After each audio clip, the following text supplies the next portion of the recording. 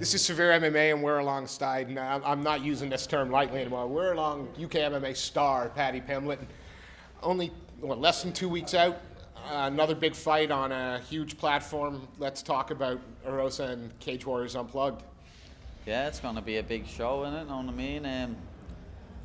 Just only a hand-picked audience, know what I mean? Only a few people get to be there, but everyone will be able to experience it at home. I don't even have to say nothing about me fight, know what I mean? Everyone knows what's going to happen. I'm gonna come and I'm gonna take that belt back home with me. No one's taking this belt off me. Doesn't matter who it is, if it's Julian Arosa or anyone. You know, and let's be honest, the Echo Arena, that noise was special. You know, that was a special night in UK MMA. Must have been a special night for you.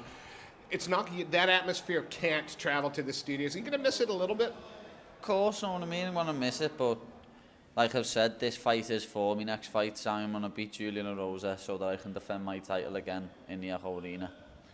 There've been, you know, in the past, there have been people out there questioning the quality of the opposition. They forget about Teddy Violet. They forget about what Ash Grimshaw has done. They forget about the guys who, hey, and after, sorry, I'm going on a long question. After what Kevin Petch did with Robert Whiteford, seeing what you did with him here, you know, I know MMA math doesn't always add up, but good God. I mean, how pleased are you with this fight? Is this a fight you can get up for? Yeah, I know all my opponents have been no slouches, know what I mean? Just like you said, Petchy, I heard he got robbed in that fight against Whiteford. I'm gonna agree with that. And, I think he won it. He got subbed in the second, know what I mean? After a close first round. I'd like to say I won that first round anyway, even though he hit me with a few nice elbows in the back of the head. But I've always been fighting tough opposition. The Fight Matrix proves it.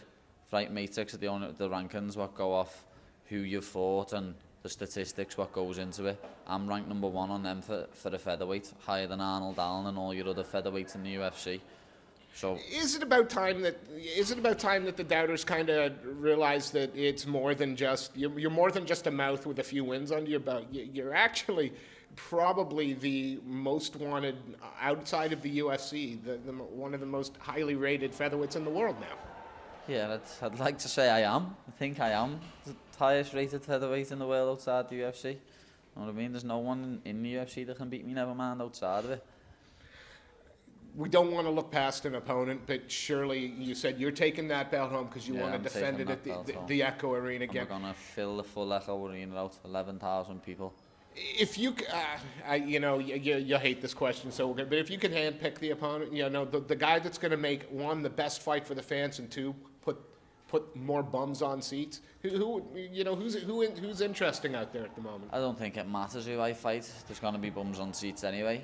Doesn't matter who I fight, because whoever I fight, it's going to be my name what draws people in. It's going to be my star name, know what I mean? Like you said, I'm the star.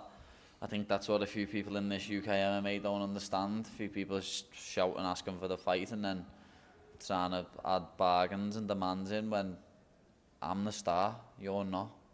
I don't need that fight. You need that fight, not me. You've always known I don't think you said I am the star, but you've always, that hasn't changed. You were the star from day one. I was the star anyway. This was always coming. This has always been in my path, you know what I mean? I knew all this was coming. I've said it from day one when I started fighting. Paul knows it. They've all said it about me, you know what I mean? Everyone knows.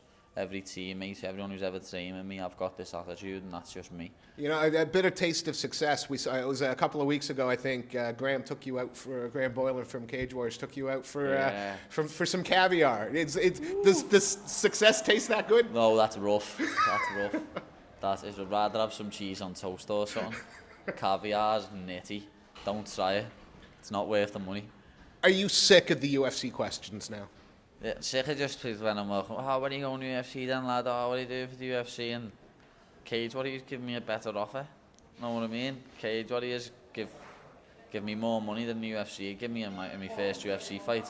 It's that simple. So it's one of them there looking after me. And when the UFC come calling and they give some better wages, then we'll be there, won't we? Before we let you go, one more question before we let you go again.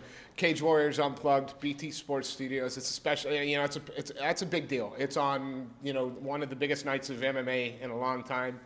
You add to that, how excited are you? And what can we expect? What's one reason to watch? I'm fighting. I'm fighting. What are the reason do you need? I'm fighting. That's all that matters. I'm fighting. And I think we can leave it at that. Paddy, it's always a pleasure. Course, Look you forward know to that. seeing you Nice work one, in Steve. 2 weeks.